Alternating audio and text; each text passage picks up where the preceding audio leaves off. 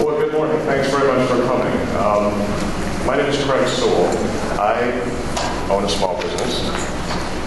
There are about 125 people coming to my cafe this morning to pick up their local market basket of foods. So, actually, part of me hopes it goes okay, and then part of me hopes that they miss me all at the same time. But welcome. What is really cool about this morning so far is I don't know most of you, which is very nice, and hopefully we're starting to get our word out. The Annapolis Sustainable Business Alliance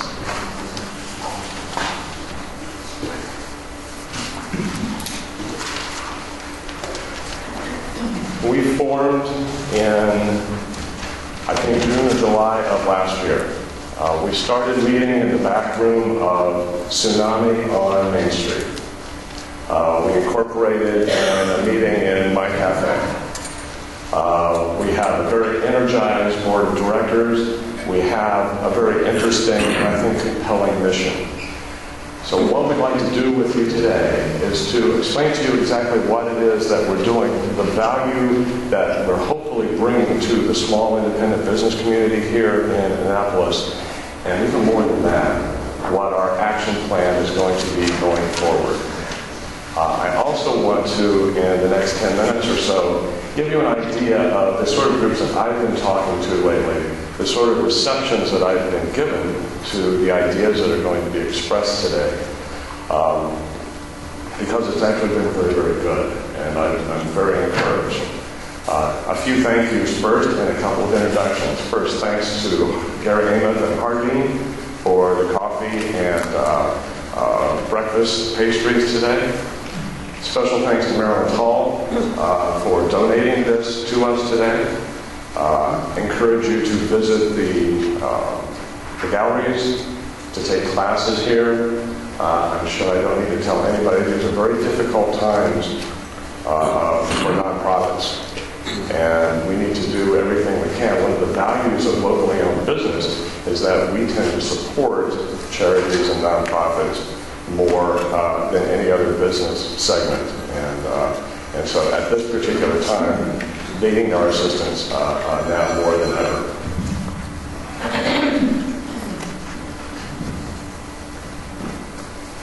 And I think especially thanks to you for coming here on an early Saturday morning when it's sunny and discussing what we can do, what we have done and what we need to do to continue having a vibrant, living, local economy here that's energized by a local independent business base. We believe, at any rate, that we are what makes Annapolis Annapolis. That without us, it becomes any town, USA, or in some cases, Fotown, USA. The entire board of directors is here, willing to talk at any particular time. Kathy Durkin, owner of Mixed Greens, we all own our own businesses. Kathy Durkin is here. Leslie Edinburgh. Kathy owns Mixed Greens on Randall Street.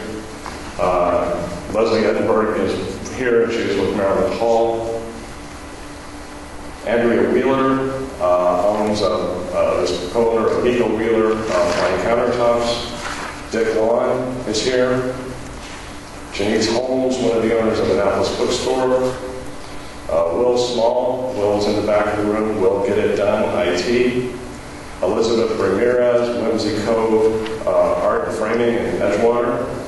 And Ann Pearson, who is also chairman of our membership committee. So if we convince you to become a member at the end of today.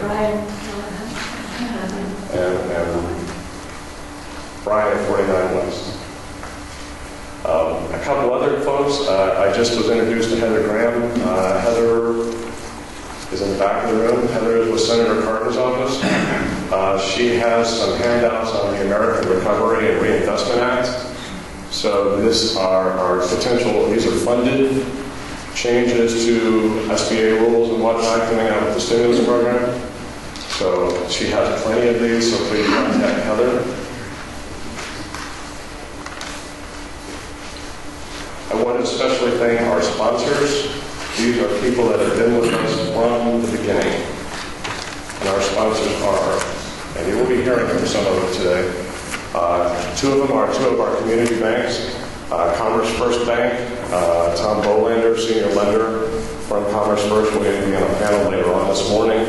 And Severn Bank, Alan Hyatt will also be here being on a panel later this morning about local lending and what it means to be a community bank, especially in these times.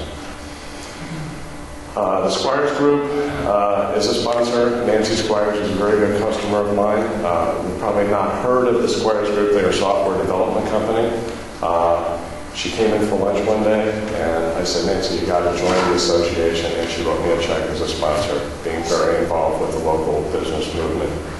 The city of Annapolis is a sponsor, and the Capitol is a very good sponsor. I want to take a special note about the Capitol. I think it's in all of our best interest that we have a local newspaper. And the Capitol is going through some very interesting times right now. Not the least of which, they're facing the double whammy like I think a lot of us are. In the face of an economic situation where there's less expendable money for advertising, and also the advent of a lot of big box stores that outsource their advertising to other areas, their advertising revenue is hurting. Now, what we're doing as a group with the Capitol is coming up with a plan so that our members, small independent businesses, and the Capitol can work together even more closely today than we have in the past, so that we can start to get our word out and they can substantially rely on advertising revenue. So I think you're going to see over the next couple of months through our website and through direct emails from us, things that we're doing in conjunction with the Capitol that hopefully is going to help your business as well.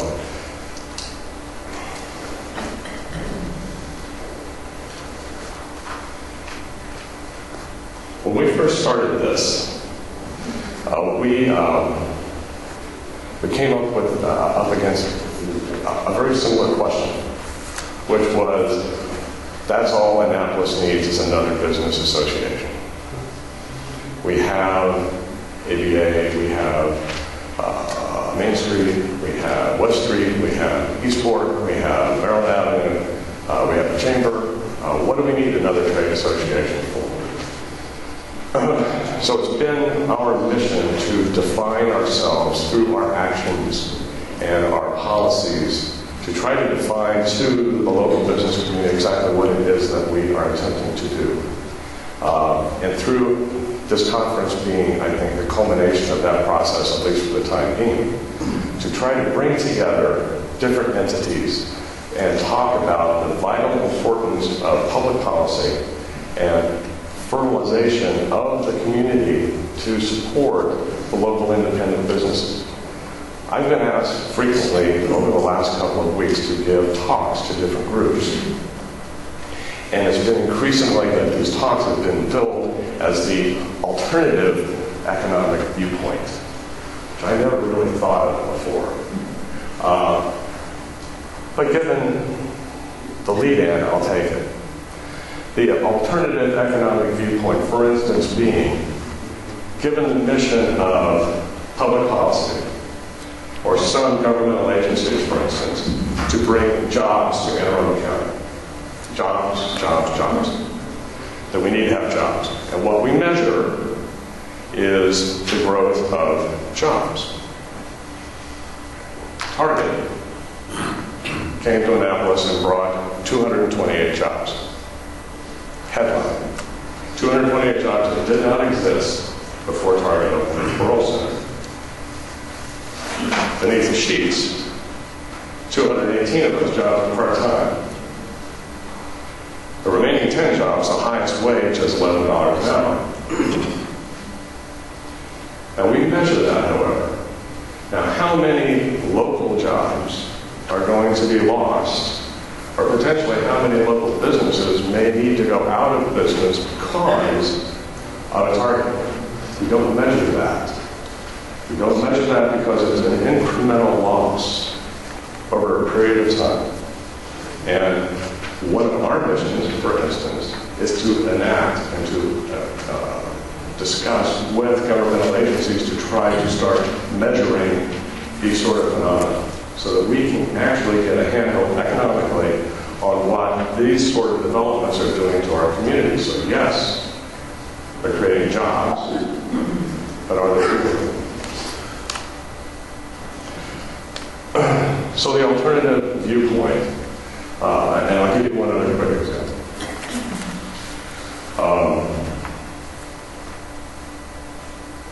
There's a comprehensive plan that's being discussed for the city of Annapolis. And this comprehensive plan, a portion of it, has to do with creating a transportation system to take people from Parole Center to downtown Annapolis to West Annapolis. Now, the idea is not exceedingly complicated. It's to kind of drag the money from Parole Center into downtown, into West Annapolis. Now, once we start discussing this, however, the plan doesn't think that West Annapolis is going to be a big enough draw. But West Annapolis needs to start enacting more of a parole center kind of look so that people will be attracted to that. I'm going to give them the transportation system, just for the sake of argument.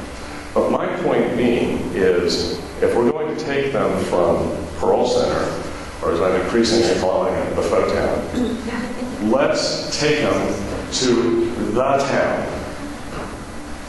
Let's take them to a living downtown.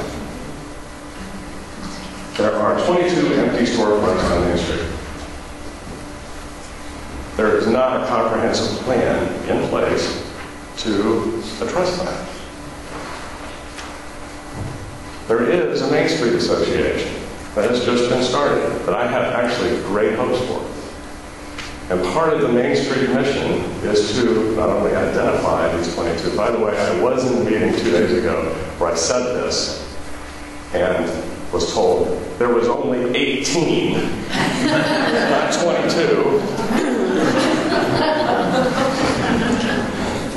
And there was 35 empty ones at the mall.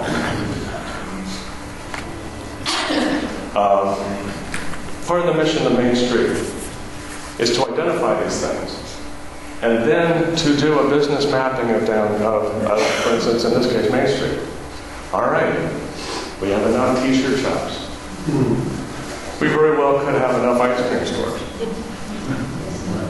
But we may need this, and we may need that, and we may need something else to make it the town, to make it the attractive part. Really, in economic terms, to make downtown the economic engine of this area. Now, once a comprehensive plan takes that look as making it the economic engine, all sorts of things start happening as a consequence, or should. And so our mission is hopefully to provoke this discussion. So we're attempting to work in unison with APA and everybody else, and actually we're doing an excellent job working with everyone. But it's to advance this agenda. When you talk with me, things usually come back to food in some way. We need to generate this soil. We need to make sure that this soil sprouts. And one of the ways that we can do that is through advocacy of the small independent businesses. Now, I will tell you this, that all of these things, instead of being kind of provocative and people kind of shielding their eyes, have actually been very well received. And it's not, in my opinion, not that these things have been ignored, it's that they simply haven't been thought about. They really haven't been discussed in these sort of ways to actually start affecting change. and how important it is, because when a Northwoods closes, there's an immediate wave in the press. There's an immediate wave through the kind of, oh my gosh, something we all rely on is gone. And then that sort of fades away. And those sort of instances will continue to happen unless there is an effective sort of change that's going to take place from a public policy point of view, and from our point of view. For instance, I mean, just in my particular business, I'm being as creative as I can. And I'm sure we all are too. So part of the mission of today, too, is to help you be creative. We have a marketing panel that's going to discuss their particular ways of marketing. Lynn Forsman from Green Drinks is here. She's probably the best marketer that I know. If you ever learned how to Twitter, if you want to learn how to Twitter, we're going to teach you. And you'll find that there are small businesses in Annapolis that are very, very effective Twitterers and are really effectively getting their word out. But Jane, with Herman Advertising, taught me how to do it. And I think that you're going to find her reasons compelling.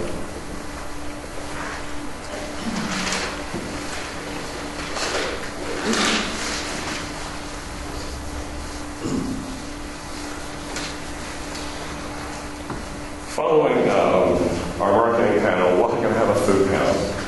I will talk for a while about investment in community and how that has to do with our local food, because I think food is really the source of a lot of our issues. And if one thinks that our credit markets and our financial markets are incredibly complex and fragile, just wait. Because our food system is ever so much so as well. We're just fortunate so far. But how we can do that. And with me are two people that do this every day. They're local firm.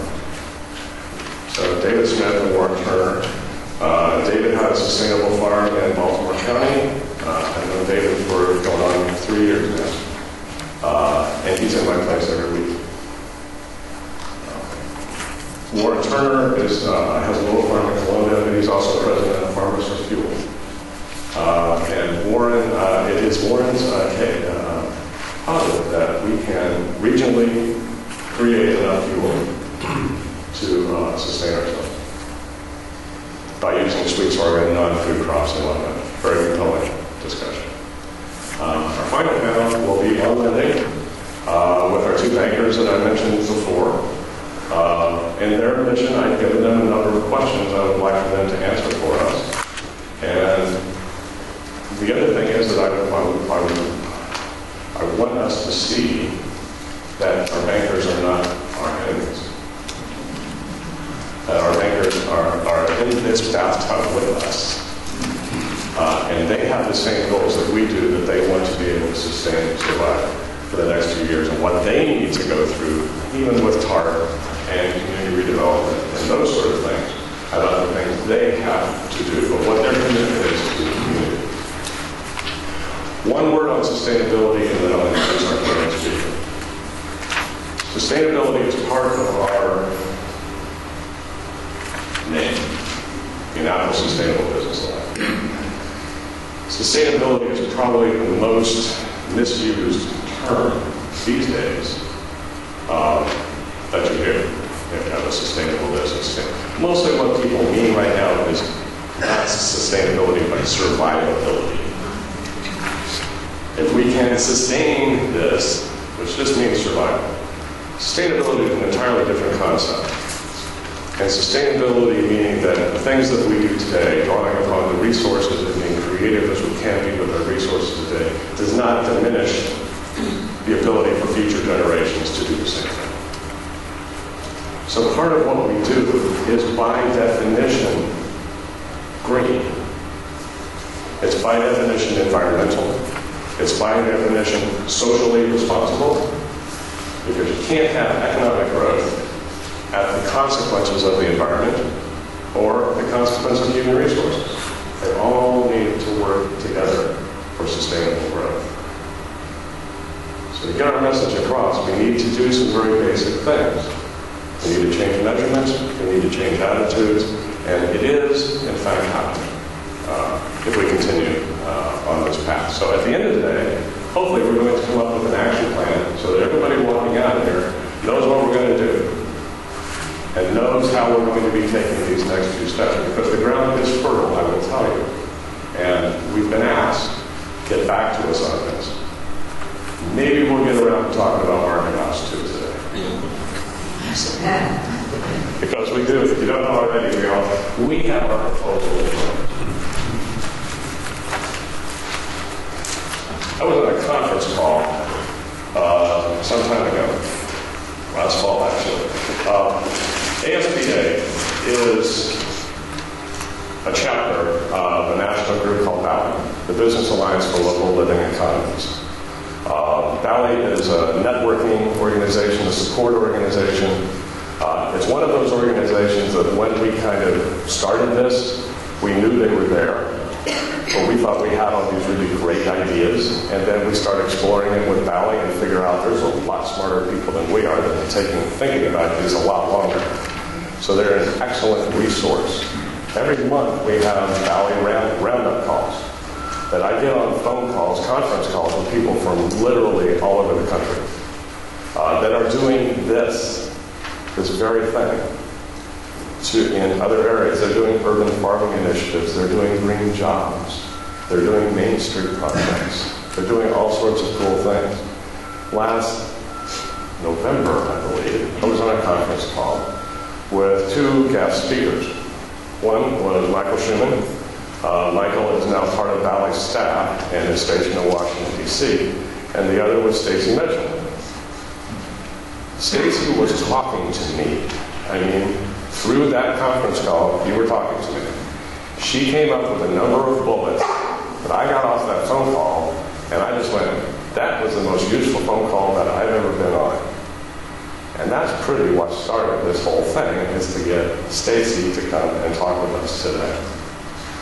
So Stacie is from the New Worlds Project, which is a program of the Institute of Local Self-Reliance. Her most recent book is On the Back Table, which is Big Box Swindle. A lot of what I talk about is I take from Stacie. She's going to be signing the book after her presentation, but at this point I'm very, very pleased that she came down to see us. I'm going to introduce her now and turn it over to you.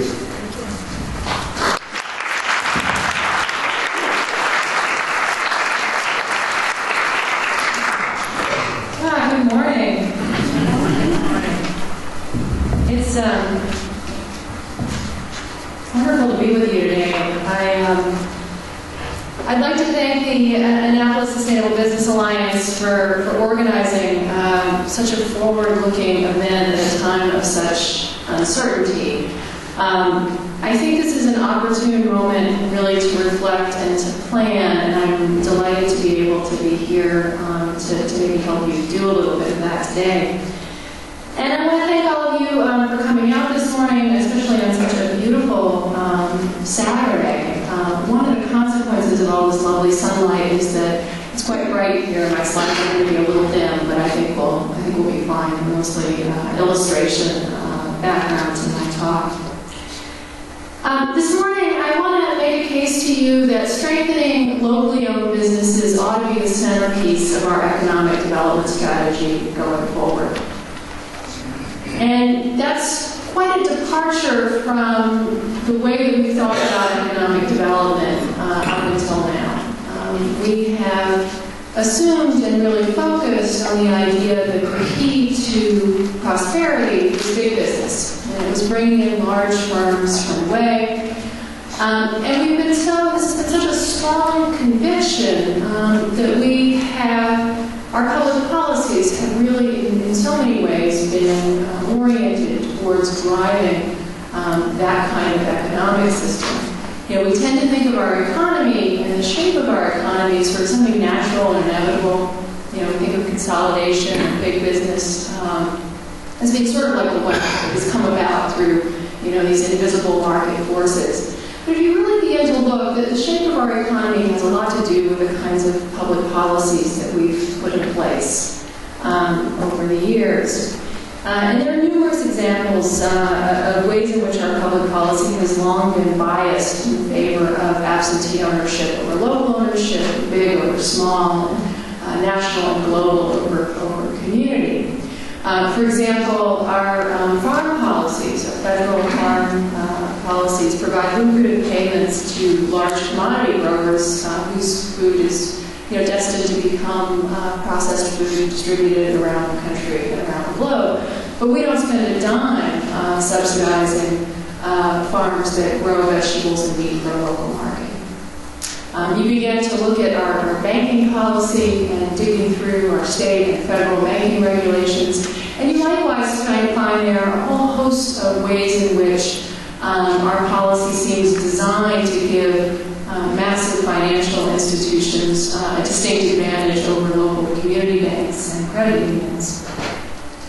Government has also played a key role in one of the most profound economic changes of our time, and that's the rise of large retail, big box retailers and large chain retailers. These companies, in many respects, are now sort of the power players in our economy because they not only control a large share of the retail market, but by virtue of being the gatekeeper between manufacturers and consumers, they also control manufacturing in the sense that they are the ones that dictate what gets sold and what ultimately is made and by where. These companies have been financed, have benefited a great deal from public policy. Their expansion in many ways has been financed by subsidies and tax abatements. For about 1 out of every 3 stores they build, big box retailers ask for and often receive local development subsidies. This is when Target comes into a community and says, we'll go here and we'll create these 238 new jobs. We need you to bend the rules in terms of your planning policy, and oh, by the way, we also want a $7 million tax break. These companies go everywhere and pick up these subsidies. Each year in this country, cities and towns spend billions of dollars subsidizing shopping malls and big box stores. And of course, that kind of public funding is rarely, if at all, available to local businesses. It doesn't end there. The tax codes of many states, including Maryland, are riddled with loopholes that allow large companies to escape paying some or all of their state income taxes, and I'll talk a little bit about that later. These are loopholes that are not available to small businesses, which end up trying to compete while shouldering a larger share of the tax burden than their big competitors. Sector after sector, we favor large corporations and really giving short shrift to local businesses, and the results of this are everywhere apparent. A handful of very large banks now control 1/3 of all deposits in this country, and an even larger share of bank assets. Retail has become incredibly consolidated in the last 15 years or so. Walmart alone now captures 1 out of every $10 that Americans spend. That's spending on everything, books, clothing, the whole 9 yards. And in the food sector, Walmart is now the largest food retailer, and they capture almost 1 out of every $4 that Americans spend on food. Really quite astounding. Walmart didn't sell any food in 1990. So just to give you a sense of how much they have grown in the space of the last 18, 19 years. One of the problems here is that despite our incredible focus on growing this kind of economic system, it really hasn't delivered in many respects on its promises.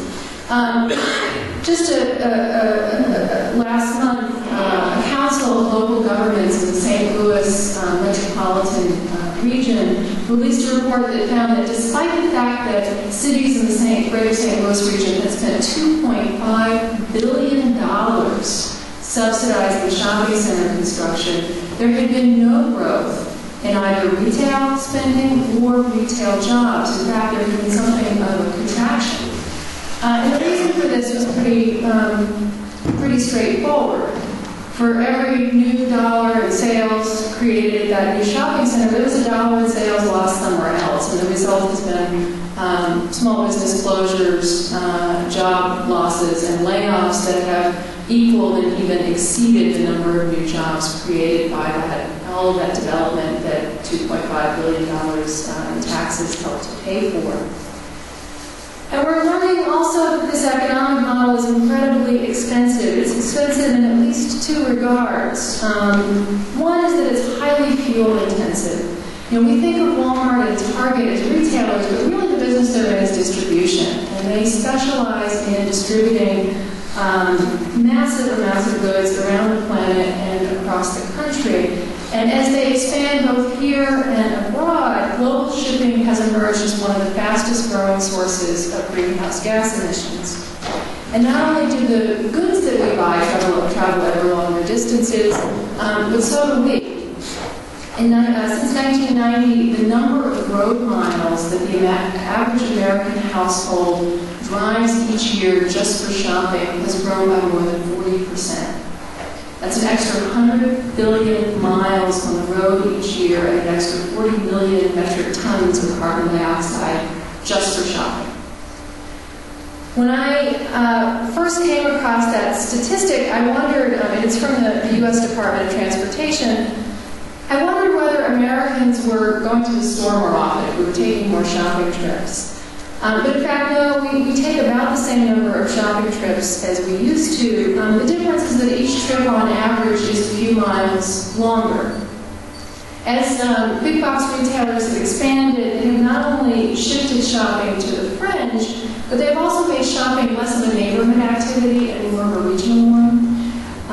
Whereas a city might have once had a dozen local hardware stores dispersed across as many neighborhoods, now it may have just one big box store. And the result of that, if you think about it geographically, is that more people in that region have to drive a little bit further to pick up a gallon of paint or buy a rake. And that has happened in sector after sector of retail. In an era of cheap gasoline, this didn't matter so much, but with oil prices almost certain to rise substantially in the coming years, whether it's because of new demand in China or decreasing supplies or legislation that is going to have to come to try to stem global warming, one way or another, oil prices are going to go up, and a business model that once seemed highly efficient is no longer going to be quite so efficient. And likewise, cities that have staked their future on this kind of model are going to find that it is far more expensive and less productive and less efficient and less prosperous going into the future. The second way that we've discovered that this economic model is expensive is that it requires far more in terms of public services. That sprawl is really one of the drivers of the rising cost of local government. There was a study in Massachusetts a few years ago that found that big box stores and shopping centers require about 40% more in public services per square foot than our downtowns and our more compact business districts require. And that's because they take up a lot more land, they require many more miles of roadways, that requires more police services, and there are a host of infrastructure and infrastructure maintenance costs that go along with this. This approach to economic development has not only proven somewhat ineffective and expensive, but it's also proven to be quite unreliable. The U.S. is now home to about 1.4 billion square feet of vacant retail. And that's kind of a hard figure to get your mind around. If you put it all together, you would have a store that was 50 square miles, big empty store, 50 square miles, ringed by about 150 square miles of empty parking lot. That's all of our vacant retail right now added up. It's tempting, and a lot of media discussion around this right now is blaming the economic recession. But if you actually look, this is a problem that has been really got started several years ago, and the roots of it stretch back even further. For nearly 20 years, the pace of retail development has far exceeded growth in consumer spending. Between 1990 and 2005, the amount of store space in the U.S. doubled, ballooning from about 19 to 38 square feet per capita. And meanwhile, real consumer spending in that time period rose just 14%. So the consequences of that are this massive amount of vacancy. What happened in that period is that retail development became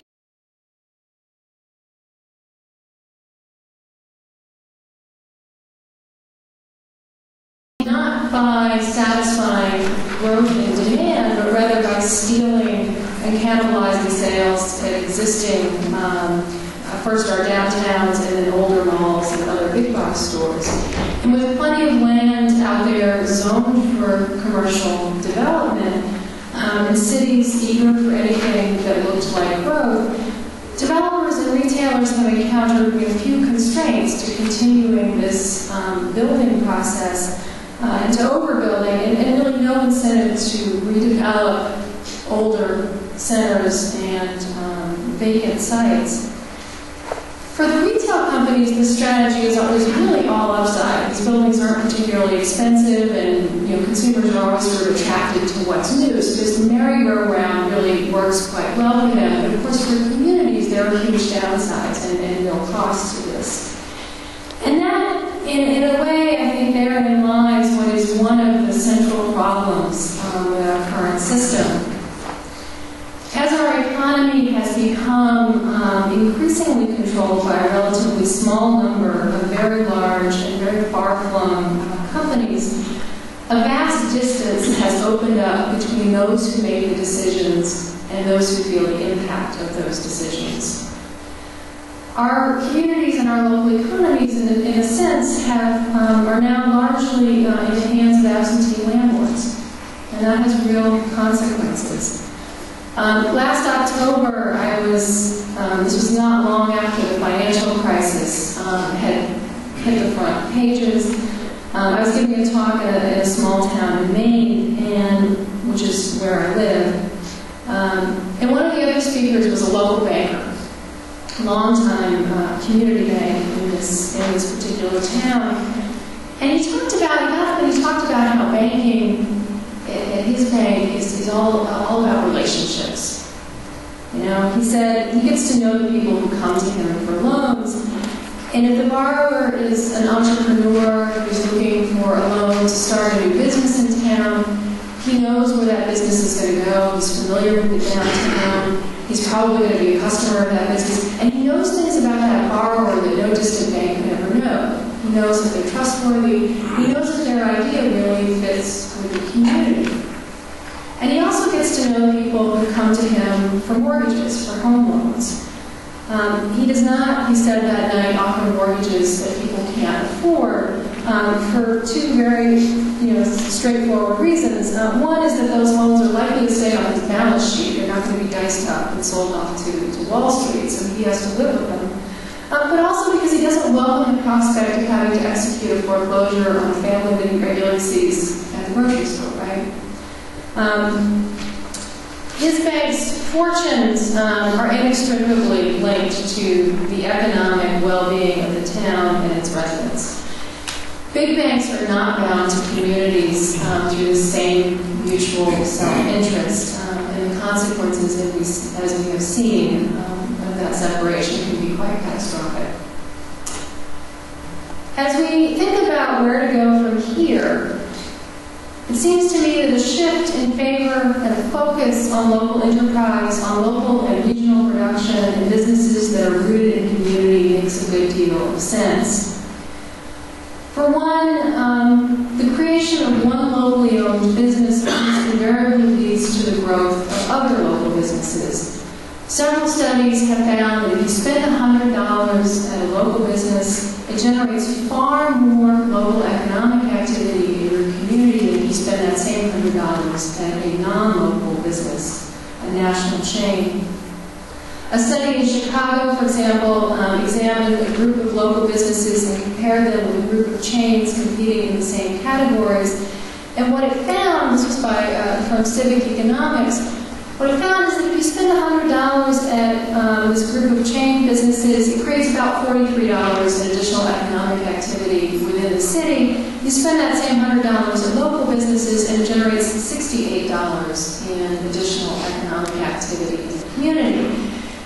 There were two big reasons that accounted for this difference. One is that the local businesses, all of their management and marketing and other sort of high-level functions were carried out on site. So all of their payroll was going to local people because they didn't have a corporate headquarters somewhere else. But the other reason, and I think in a way more significant, is that the local businesses purchased many more goods and services from other local businesses. They got their printing done locally, they banked at the local bank, they bought advertising in the local newspapers and on the local radio stations. They hired local accountants and web developers. So, the dollars that were coming into that particular business were going to be spent in supporting all of these other businesses and jobs within the community.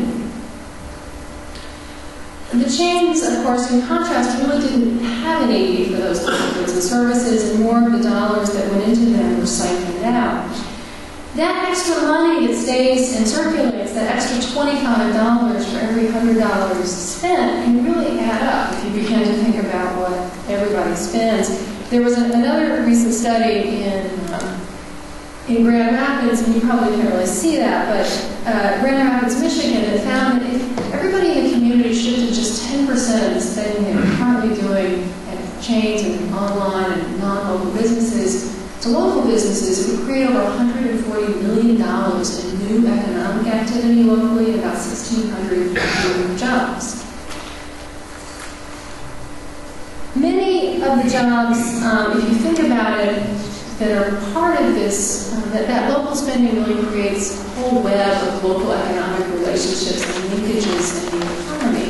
One of the benefits of that, of course, is that it provides some measure of insulation for your local economy against the ups and downs of the national and global economy. Not to say that you won't feel recessions, but those dips will not be nearly as severe if you have a more diversified and more locally rooted and based economic model. One of the other great benefits is that many of the jobs sort of associated with this are good middle-income professions. You think about it, the small business owners, the professionals that provide business services, the local bankers, the journalists whose newspaper is supported by advertising by local businesses, the people employed in the surrounding region producing goods that are sold in local stores. And indeed, there have been sociological studies that have found that communities that have more locally owned businesses, all other things being equal, also have higher median incomes than communities that don't. So I think expanding local business could help reverse what is probably the most troubling trend in our economy right now, the most troubling trend in the last 20 years, which is that the American middle class has been shrinking.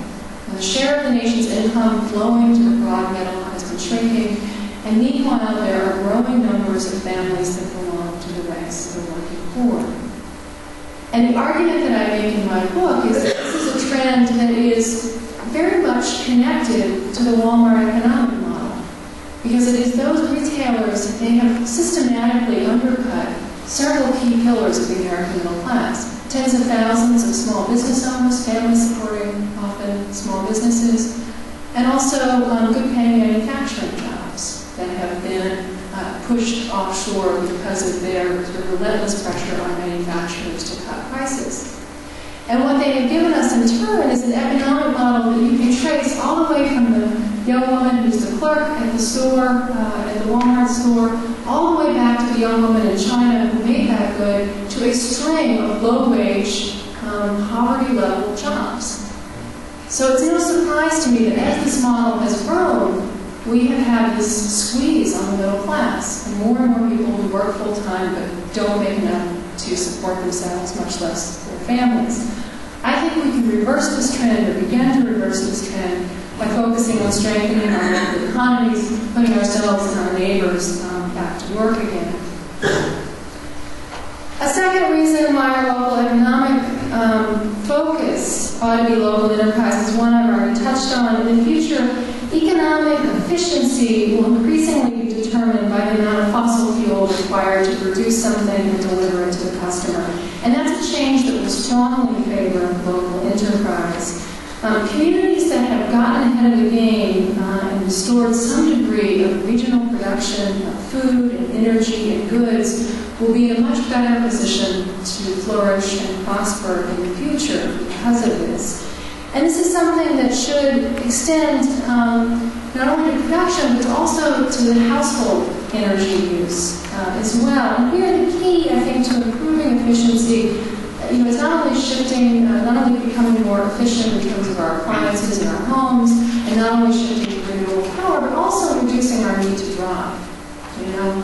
Making it possible for us to drive fewer miles in our day-to-day lives. Aside from going to work, the number one reason that people leave their homes is to run an errand. And currently, of course, the vast majority of those errands are by car, and many of them quite long distances.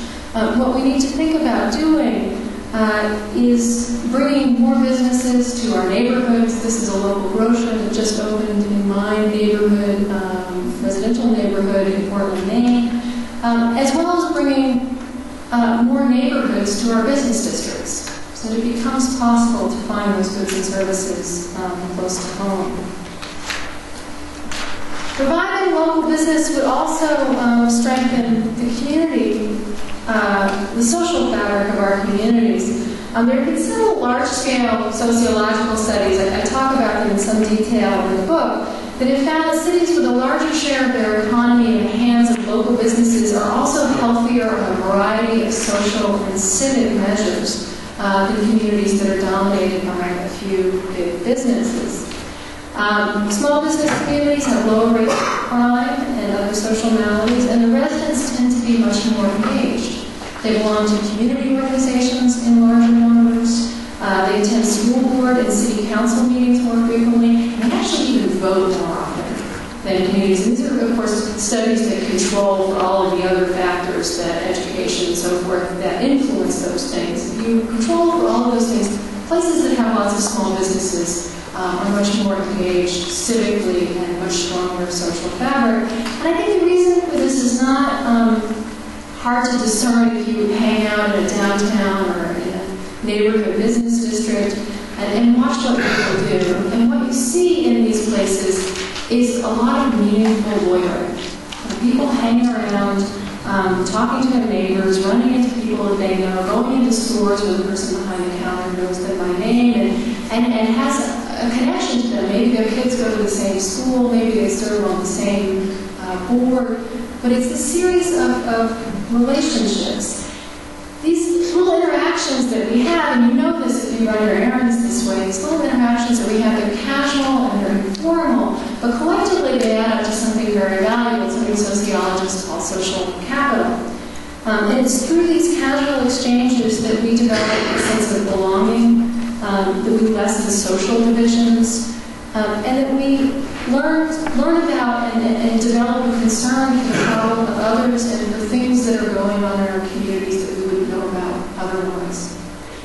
It's not surprising then to me that people who live in communities with an abundance of local businesses and healthier downtowns are far more likely to be involved, to volunteer, to join a neighborhood group, to go to that city council meeting, even to run for office.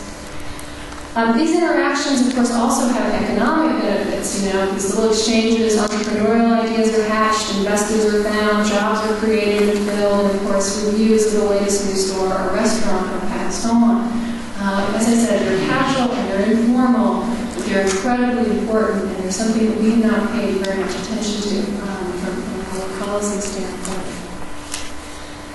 This web of social exchange is not only good for community, but it's also very much a source of real pleasure, and it's a pleasure that I think we can harness as we try to think about ways and strategies for rebuilding our local economies. Farmers markets, as you probably know, have grown dramatically in recent years. The U.S. is now home to 4,355 active farmers markets. And what's particularly astounding is that 1 out of every 3 of those markets was started in the last 8 years. I think that what is driving this trend, of course, is partly this rising interest in local food and the freshness of it and all of that. But I also think that people really enjoy the social aspect of farmers markets. There was a study done a few years ago. People followed folks around shopping in different environments, and they found if you shop at a large supermarket or a large superstore, the chances of having an interaction or a conversation with another customer are about 1 in 10. You've got about a 10% chance that you're going to see somebody you know have that sort of interaction.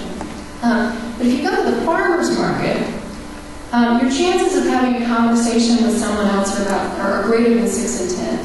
Almost 2 out of every 3 times you're going to find yourself in an exchange. And if you shop at the farmer's market, at least in my experience, I find I end up having several of these conversations. And people sometimes say to me, well, that one-stop shopping, big box store, it's so convenient. I can just run in and get everything I need in one place. And I feel like in a way that we need to start thinking about that sort of like, it's almost like the same as the family that decides that they're going to forego the time involved in sitting down to dinner together and just, everybody go their separate ways and grab something on the run. And in a way, the way we choose to run our errands, is something as well about investing in our relationships and in our communities. In addition to sort of figuring out ways that we can sort of harness the social aspect of local shopping and the pleasure of that, one of the other things that I think is beginning to happen, and one of the reasons there's such a resonance for buy local around the country, is that people are beginning to reconnect with the value of the passion and expertise that local business owners bring to what it is that they do. And we've overlooked this for a long time in the same way that we overlooked the difference between a local egg and an industrial farmed egg. We forgot what real business is, or the same way we forgot what a craft beer tastes like, or good coffee. For a long time we forgot that, and I think we also for a long time have forgotten what it means to interact with someone who knows something, who knows a lot about the business and the product that they're in. When I was writing Big Box Swindle, which despite its title is a book that's much about what's wonderful and beneficial about local enterprise as it is a critique of the big boxes, I interviewed about 200 independent business owners, all different kinds, all across the country. Bookstore owners, grocers, pharmacists, everybody. And one of the things I would always ask them is, why did you go into business? And people would usually say something about making a living. That's part of the answer. But almost invariably, they would also very quickly say something about, well, I have a real passion for books. I really love to read. Or I've got a real passion for toys. I remember this one toy store owner that I interviewed who had gone into business after being a teacher. This was sort of a second career for him, opening this toy store. And he said, there isn't a toy on my shelves that I haven't personally played with before it goes on my shelves. And that's the kind of vetting that you just don't get enough. And I was remembering that conversation when we had all that lead poison toy scare, about a year ago, and all the Targets and the Walmarts of the world and all the stuff that they were finding that was so dangerous on their shelves. And I was thinking, what a world of difference that is, right? He not only plays with all these toys, he goes and visits factories, he knows the suppliers, because he cares about it, Walmart and Target don't. It's dollars per square foot. That's all that really matters. It could be toys, it could be groceries, whatever. It really doesn't matter what it is. And again, I think this is something that we can begin to reconnect to.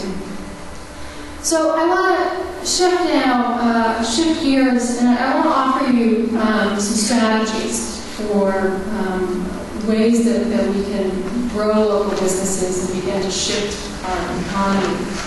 And these are, I should say, in no particular order. I thought I should try to find some order, but I couldn't really, so I'll just move through them. One is to really focus on intensifying the Buy Local campaign that I started here, and to make local part of what people consider when they decide where to eat, where to shop, and where to invest. Buy Local campaigns have now sprung up in 130 cities and towns nationwide, Portsmouth and Salt Lake City, Albany, Portland, Maine, this is my hometown. Small towns, big cities. And these are coalitions, each of these 130 campaigns is a coalition typically of several hundred independent businesses. The largest one now has 2,000 members. It's in Utah. The New Orleans one has got about 1,500. So really grown dramatically. This is all sprung up just within the last few years. And so when you go to these places, you can imagine 300 or 400 local businesses that have one of these decals on the front door and the kind of visibility that they have. And there are all kinds of ways that they're finding of getting this message out. I love this. This is from Bellingham, Washington, a group called Sustainable Connections. They have a photographer who does these lovely portraits of local business owners. It's a way of putting a face on the businesses in town.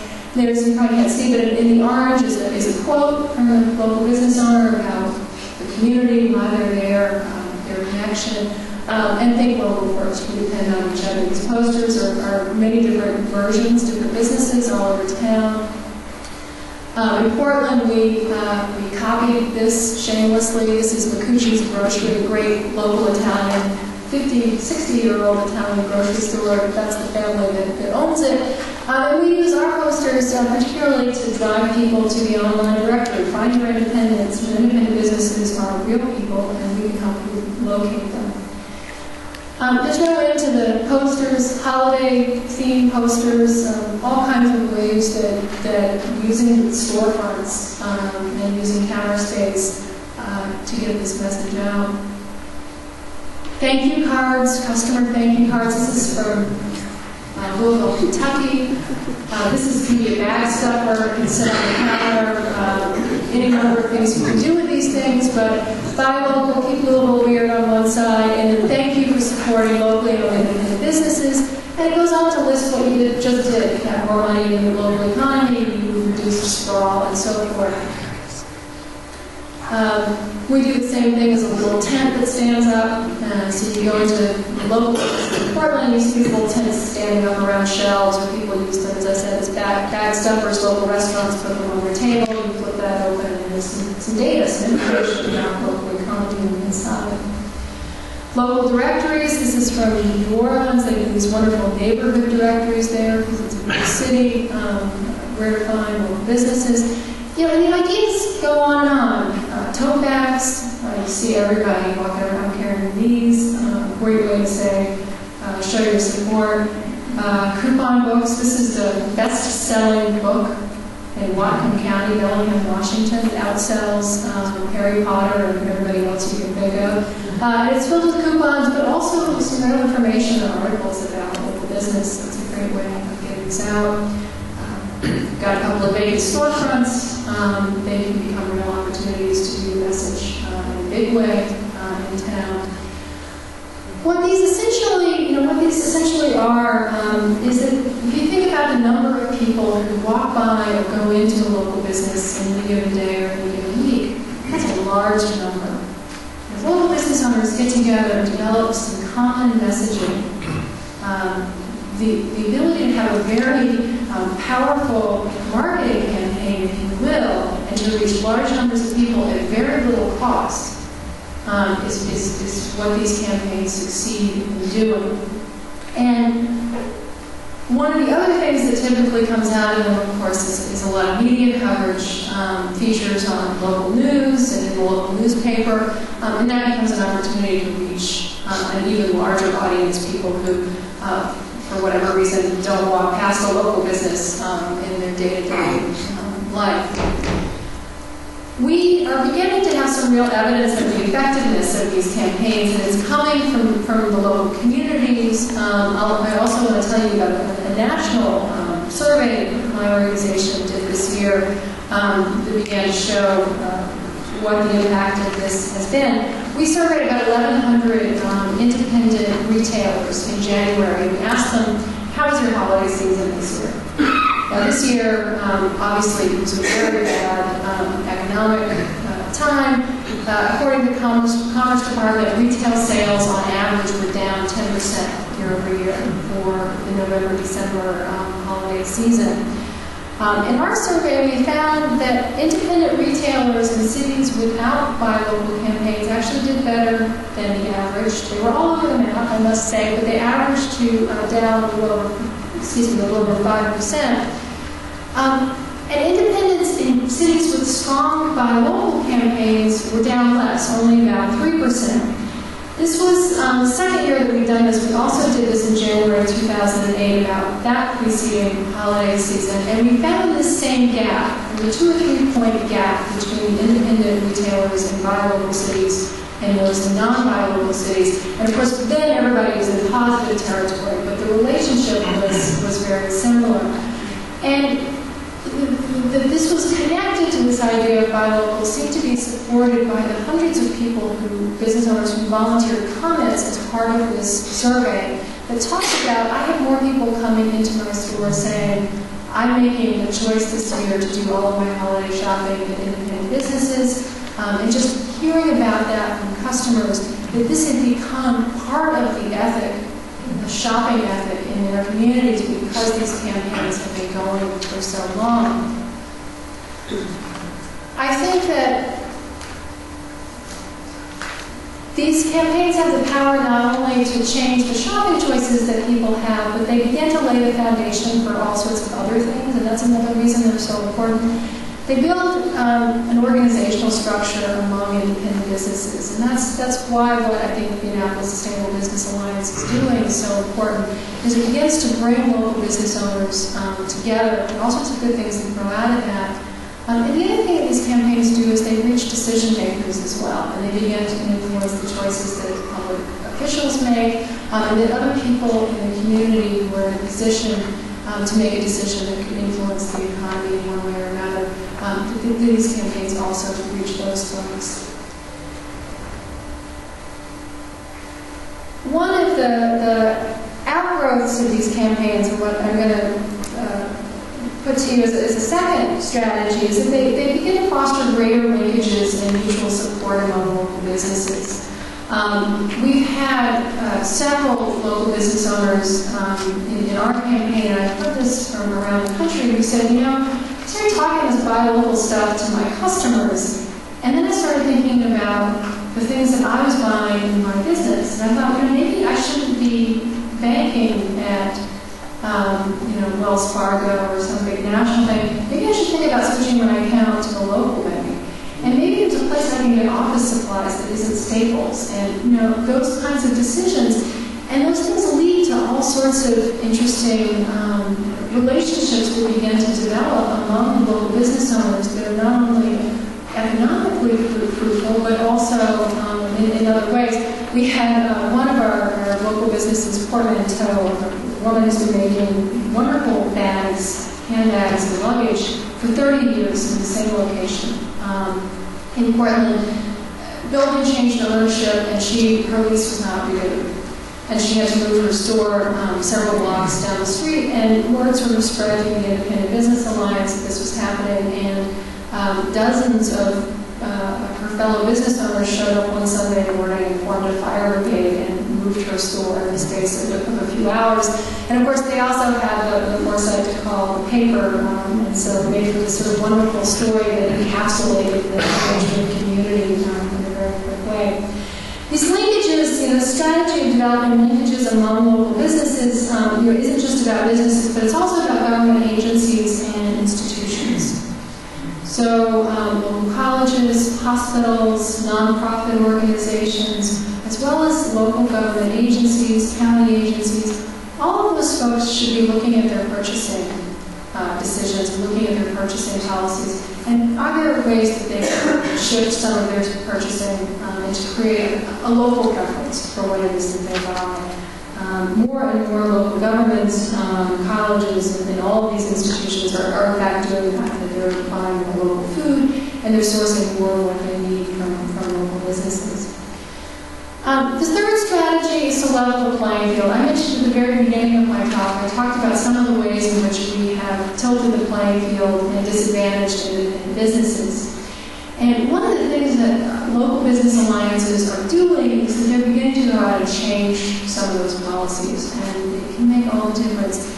In Arizona, Local First Arizona, which is a coalition of local businesses in Phoenix, a couple of years ago, Arizona is a state that has given away more subsidies to shopping malls than just about any other. And they went to the State House and said, this is a gross unfairness. And all it took was a few business owners speaking up about that, and lawmakers went, you know what, you're right. And they passed a state law that prohibits subsidies for retail development for shopping centers and big box stores. Last year, you may know that thanks to local booksellers and others speaking out in the state of New York extended the sales tax to large online retailers. Right now, what's your sales tax rate? Is 6%? If I go into the Annapolis bookstore or someplace else and I buy a book, it's 6% added onto that. If I buy that same book at Amazon, they don't have to do that. There's no reason we should be giving a tax break to a company that doesn't even employ people here locally or in any other way give back to our local economy. New York has now pioneered a law that will bring in sales tax from large online retailers, not the small ones who really can't necessarily afford to do that, but the bigger companies like Amazon, Overstock, and so forth. And lastly, and probably most importantly, here in Maryland, 21 states in the last few years have closed something called the Jeffrey loophole. And I talk about this in the book, and I alluded to it a little bit in the beginning. But about half the states, more than half the states, have this huge loophole in their state income taxes. And it's quite sort of shocking to discover, at least it was to me when I first learned about this. It's sort of referred to by tax policy wonks as the Jeffrey loophole. It's named after Jeffrey the giraffe, Toys R Us mascot, because Toys R Us was the first chain to sort of discover this loophole and began exploiting it. And now, basically, all of the big chains do. Walmart, in particular, is taking a lot of advantage of this. But what it essentially enables a company to do, if you're a multi-state company, you can set up a subsidiary somewhere else. Walmart, for example, has a real estate subsidiary, I believe it's in Italy. It owns all of Walmart's real estate. And then Walmart stores pay rent to that subsidiary, and then those stores deduct that rent on their state income taxes. So what you've done is this clever little move where you've taken profits and you've converted them into, quote, expenses, but of course it's simply another arm of the company. Another way that this is done is with trademarks. Home Depot does this. They have a holding company in Delaware that owns their trademark, and their stores in Maryland pay a fee to use their logo to that holding company. Delaware does not tax income from trademark owning companies for some reason, and so profits made at stores in Maryland get transferred to the subsidiary and can become tax-free. No state income tax. Now, if you're a small business, you can't do this, right? You don't have a subsidiary somewhere that can own your name, or you're only in one state, so there's no way for you to play this game of moving profits around. No one knows exactly how much this loophole saves big retailers every year. One estimate suggested that this loophole and some similar ones, it was probably in the neighborhood of about $12 billion in state income taxes that were being evaded. Walmart alone, according to the Wall Street Journal analysis, had managed to escape about $350 million in state taxes over a couple-year period that they looked at.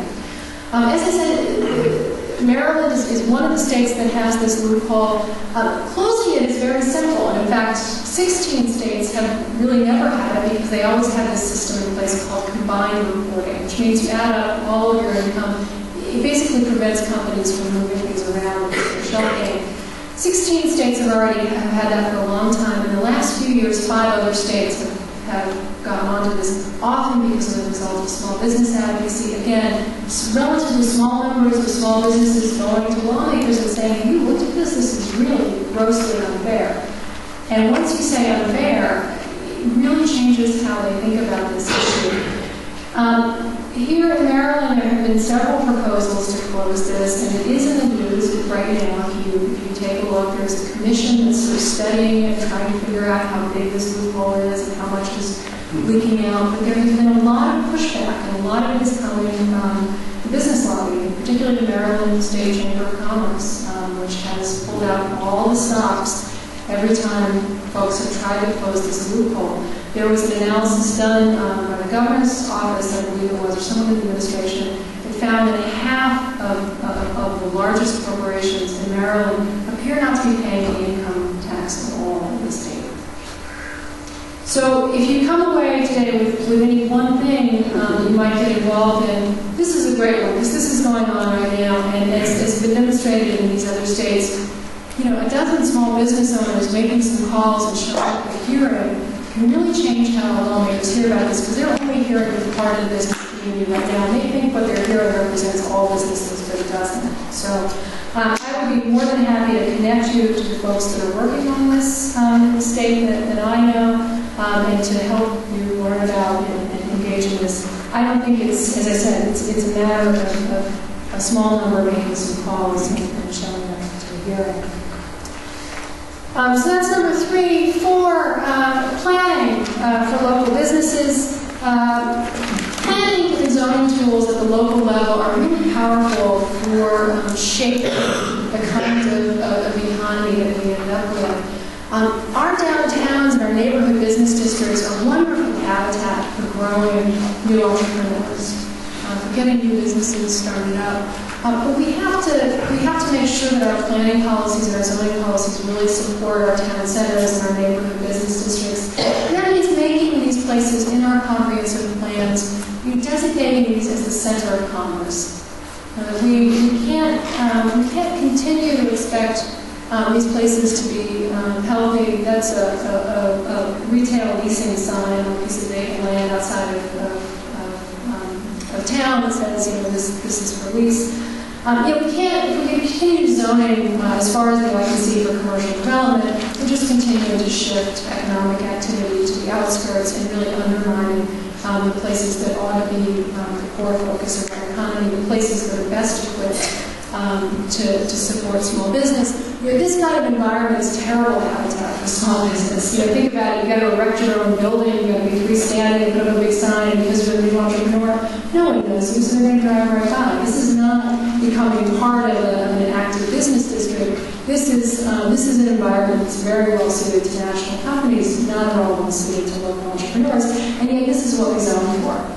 You start reading our zoning law and you look at what it says that we have to do. And in most cities, this is what development really has to look like. We need to put in place policies, and this is not to say that we can't grow. This is all new construction, by the way. Even this strip of sort of Main Street stores that run perpendicular to a historic Main Street. We need to say that new development needs to be multi-story and have small-scale spaces and be fronting the sidewalk and be in and around our existing business districts. We need to write those kinds of policies into our comprehensive plans and our zoning laws. Many cities are also negotiating set-asides for new development. They say, you got to build it to look like this, and 50% of the retail space or 60% of the retail space has to go locally owned businesses, and that becomes a condition of the land use permit for that project. We also need to think more regionally and begin to weigh economic impacts of our choices, of course, at a regional level, because you can do everything right in your town, but if the next town over is doing things differently, it's going to have an impact on you. This is very challenging, but there are some models out there that we can look to. Vermont, for a long time, has had a statewide law that requires regional impact analysis and regional planning. If you want to build something large in Vermont, you not only have to get approval from that town, but you have to get approval from a board that represents all the towns in that region. Cape Cod has done this as well. They put in place in 1990. Their threshold is quite low. Anything over 10,000 square feet, you not only have to get approval from the town, but there's an economic impact analysis and approval that's required from a commission that's made up of all of the 14 townships of Cape Cod. And it's very eye-opening because towns go through this process and do this economic analysis, and they discover that what seems like 238 new jobs really isn't going to be 238 new jobs, because then you have to look at where you're going to lose jobs elsewhere. And then what seems like it's going to deliver a lot of property tax revenue is actually going to come at a host of public services costs. Once you get those real numbers, it really changes the decision-making process. We put in place a statewide law in Maine a couple of years ago, the Informed Growth Act, that requires you can't build anything that's a large commercial development in Maine without this economic impact study, and towns now have the authority to say no based on the impact that something might have on a downtown or other existing businesses.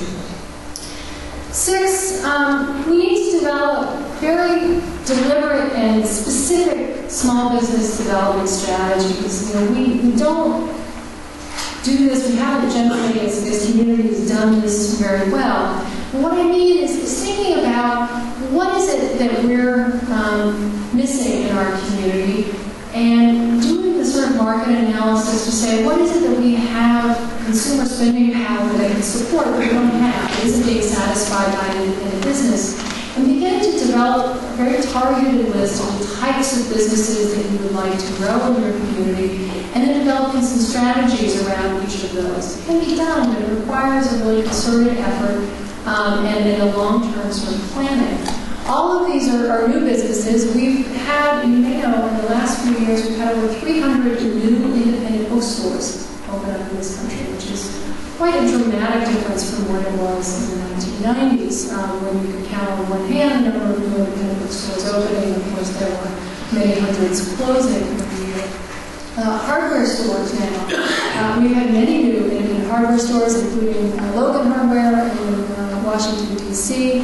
Just as farmers markets have been growing, the last few years we've also seen growing numbers of green grocers and cooperative groceries that have started up. And I think it's too early to tell, but I think this is an indication of a shift that is really going on out there. But it's up to us as communities to figure out how to harness this and how to target and actually bring these businesses into our communities. So let's say you do this analysis and you decide, well, we really need a bookstore. You might, for example, go to the American Booksellers Association, which runs a bookseller school every year, and say, is there a local entrepreneur looking to open up a bookstore? Can we connect with people who might want to come into this community? You already have a bookstore, you also already have a hardware store, but you could apply this to the National Community Pharmacists Association. I don't know if you have a local pharmacy, that might be something you need. But again, they're going out into pharmacy schools every year and finding that more and more pharmacy students want to start their own business. They don't want to go work for Target and Rite Aid. And this is another shift that they're seeing. Again, they're creating financial programs to help people who are coming out of pharmacy school be able to go into business for themselves immediately. If you did the market analysis and decided that was the kind of business you want, that would be one route to begin to figure out how to attract them. There are all kinds of ideas along those lines, but being deliberate and being specific about your strategy. As I've been walking around Annapolis, this is really such a wonderful place. I know you must all know that. I also live in Portland, Maine, which is another historic port town, so it's sure wonderfully familiar, but also in many respects better preserved and somewhat more interesting than my city even. But one of the things I keep thinking about is would it be possible here to establish a community land trust? You may know that community land trusts have been used to maintain affordable housing very successfully in many cities, buying up houses, redeveloping them if necessary, and then selling them, not the land but the house, to a low-income family. And the deal is the family can live there as long as they want, and when they're done with the house, they sell it back to the land trust for an agreed-upon rate of return that's basically inflation, and it arrests the run-up in values, is effectively what it does, and the land trust is then able to sell that house to another low-income family in that neighborhood. That's essentially how it works. You can use that sort of same model around commercial property. You know, begin by buying a few key properties, selling those or condoing those spaces to local business owners that meet community needs. They're not only locally owned, but aren't necessarily the high-end boutiques and the t-shirt shops, both of which I love, but are bringing something that really serves the community. And then they would be allowed to stay in that space as long as they wanted, and when they opted to sell it back, when they opted to get out, it would be sold back to the land trust and then recycled. And the same model can work. The other thing that you might conceivably do with it is not only to provide a stopgap against escalating rents, but you can also use it as a kind of rotating incubation, a way of incubating new businesses. Incubators have worked well in non-retail business, but it's hard in retail because incubators are usually in some off-site location or not in high-traffic locations. Or if you incubate businesses in a high-traffic location and once they develop enough of a customer base, you tell them they have to move. Well, retail is so based on location that doesn't really make sense. But what if you used a community land trust where you can basically create these spaces that you would incubate a new business in, and then you would turn over and sell or lease that space to that local business and move on to another one. And that incubation would be all kinds of support services, developing a business plan, matching the right kind of financing, going to local attorneys and others and getting some pro bono services and so forth. All the things that incubators do, but really set it up specifically for retail, for filling some of these vacant storefronts. The eighth idea is really around cooperative and community ownership, looking at some other ownership structures for expanding local businesses. We have a public market house. We had a public market house in Portland. It was this beautiful building, opened up. Its history is different from yours, but also kind of similar in many respects. It didn't work. It was filled with a lot of vendors, cheese and bakery and local farm stands and that sort of thing. The management and marketing was really geared towards tourists, and they did a huge, extensive advertising in Boston and New York to try to bring people in this place. And the result was that it had very high overhead and also wasn't oriented towards the local market. And vendors in the market complained about this, but there was a disconnect in management. And ultimately, the nonprofit that was running it decided no one was any more money and pulled the rug out from under it very quickly. And we now have this fake building. Unfortunately, what is likely going to happen with this building is that it's going to become an atrium for some tall office building. That's the sad part of it. We're going to lose the building as a community center. But the good news is that several of the strongest vendors in the market went and got their own building on Monument Square in downtown Portland and have opened and now been going for probably 30 years as the new public market house. And you can't really see very well in the shot what they have, but it's a bakery, it's a cheese stand, it's a convenience store, it's a guy who does liquor, wine, and local beer. There's produce in there. So all these vendors have started this, and they cooperatively own this.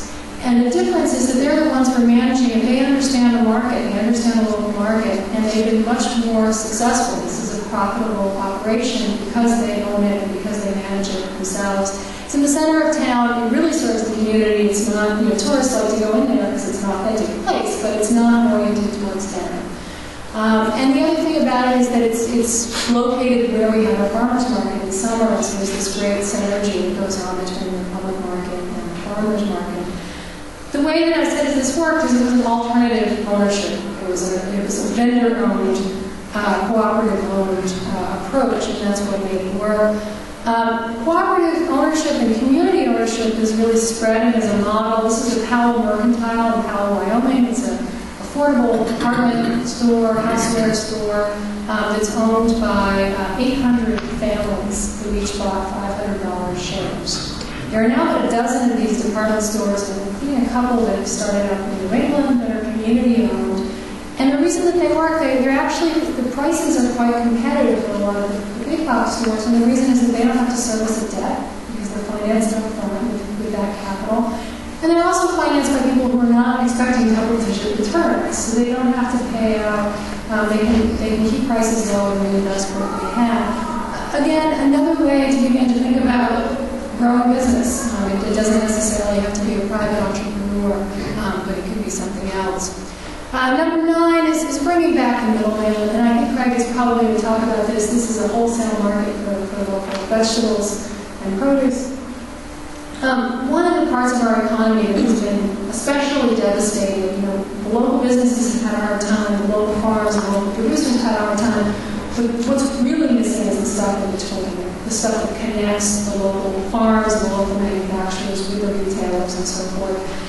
If I were a state economic development department, I think this would be one of the best bangs for my buck in terms of where I focused development money is growing and returning those connections. And the very last strategy is the data gathering strategy. It's astounding, but we actually don't know a whole lot about our economies when it comes right down to it. If you wanted to know, what percentage of the retail economy in Annapolis or in the county is locally owned, no one could tell you that. No one could tell you what percentage of the food is locally grown. There may be estimates, but there's not any real hard tracking of that. What are the gaps? We don't know the answers to these questions because our framework has not been local economy, so we haven't been gathering that data. And something that we all need to do going forward at the city and state level and the nonprofit level is figuring out some ways of tracking and measuring the metrics and what our progress is. So I'm sorry I talked a little longer than I planned to, but I did want to get through all those strategies. Thank you so much for having me here today. It's been great. I look forward to the conversation.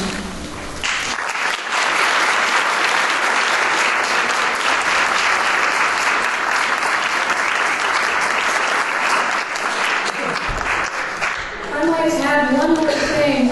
There's a sign-up sheet in my newsletter. I also got some business cards. Our website is newrules.org. We have a wealth of information. I also do an email newsletter that's monthly, but it actually comes out about every 6 weeks. It's the latest research and latest strategies out there. There's a sign-up sheet outside of the registration table, one back by the books as well. So add your email address if you'd like to get that. Thanks. So you ready? Stacie is going to move back to the book table, to the book signing. Going to take about 15 minutes, think about what we just heard, and we'll reconvene in 15 minutes.